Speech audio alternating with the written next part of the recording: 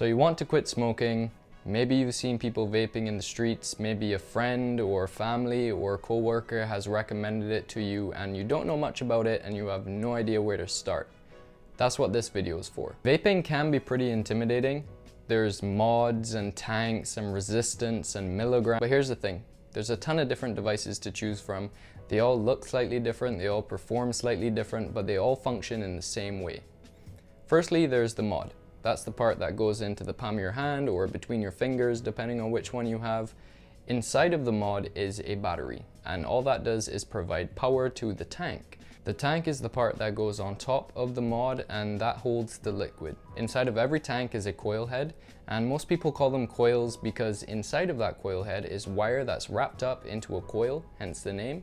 And then there's cotton either inside or around the coil that absorbs the liquid, and then the wire heats up, vaporizes the liquid out of the cotton, and that's what you're inhaling, that's the vapor. Now, when it comes to choosing your first device, I used to say it depends on 1, how much you smoke, and 2, what your budget is. Nowadays, I just say how much do you smoke because the price of starter kits has dropped a lot. And if you're spending $10+ on cigarettes a day, that means it'll pay itself off in about a week. So the only reason you need to think about how much you smoke is because that will determine how much you vape. It won't be the same, but it will determine how much battery life you need out of the device and what nicotine strength you will need in the liquid.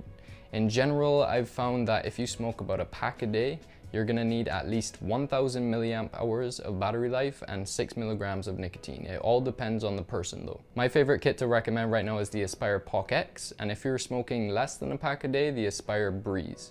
So the next step is choosing an e-liquid.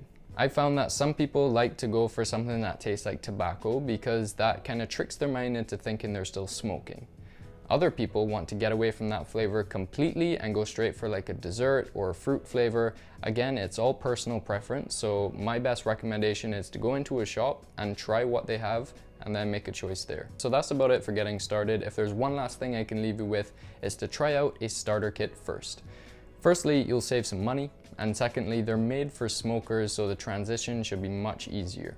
Thank you so much for watching, and good luck on your journey from switching from tobacco and trying out vaping.